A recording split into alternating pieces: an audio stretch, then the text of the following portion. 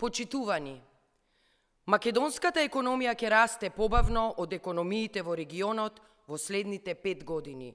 Дури и Косово е пред нас.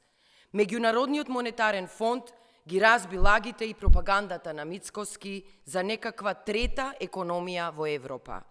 Според ММФ, во следните 5 години македонската економија во просек ќе расте само за 3%. Пред Македонија се Албанија со 3,19%, Србија со 3,5%, Молдавија, Украина, Косово со 3,95%. Ова е реалноста и вистината. Се друго беа политички лаги. Впрочем, граѓаните тоа најдобро го знаат и го чувствуваат со своите празни паричници и празни фрижидери. Мицкоски со лаги дојде на власт, со лаги владее, ветуваше дека економијата ќе биде тигар, ветуваше инвестициски бум, ветуваше подобар животен стандард. Ништо не исполни. 2 години подоцна, резултатите се поразителни, а цената ја плаќаат граѓаните со празни џебови и се потежок живот. По 2 години власт на ВМРО ДПМНЕ, економските показатели се катастрофални. Странските директни инвестиции во 2025 година паднаа на 61%. Еден од најлошите резултати во регионот. Индустриското производство во мај падна за 2%.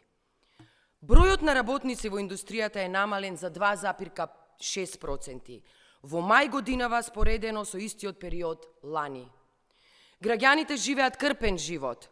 Потрошувачката кошничка е скоро 70.000 денари само за основни трошоци. Пензискиот фонд е во катастрофална состојба. Дупката продлабочена за 40%, а власта го загрози и вториот пензиски фонд. Оваа влада ја доведе во ризик исплатата не само на сегашните, туку и на идните пензионери. Буџетот е празен, нема пари.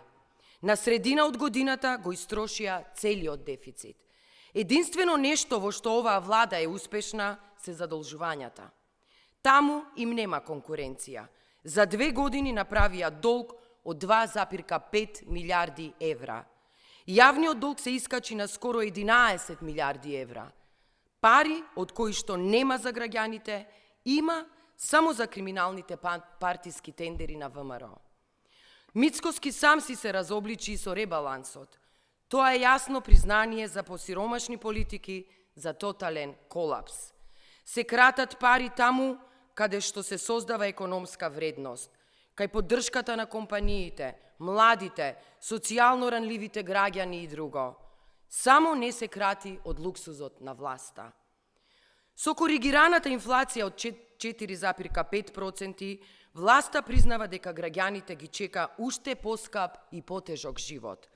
Домашното задолжување неконтролирано расте и со ова темпо до крајот на годината јавниот долг ќе надмине 61,5% од бруто домашниот производ. Со Мицкоски и неговата расипничка влада, Македонија ризикува да остане на дното. Не затоа што нема потенцијал, туку затоа што оваа власт ниту има развојна стратегија, ниту сака да им помогне на граѓаните. Ви благодарам.